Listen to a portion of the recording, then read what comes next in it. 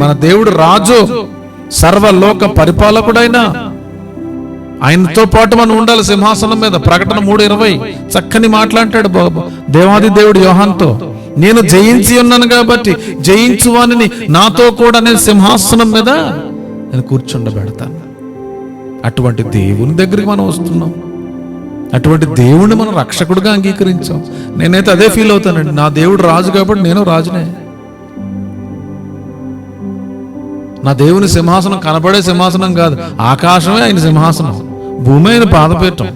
ఆయన పాదాల దగ్గర నేనున్నా, ఆయన రక్షణ పొందక ఆయన ఒడిలో కూర్చున్నా అంటే నేను రాజునే. నా దేవుడు రారాజు అయితే నేను యువరాజుని. అలా బ్రతకాలి, అది విశ్వాసం మంది.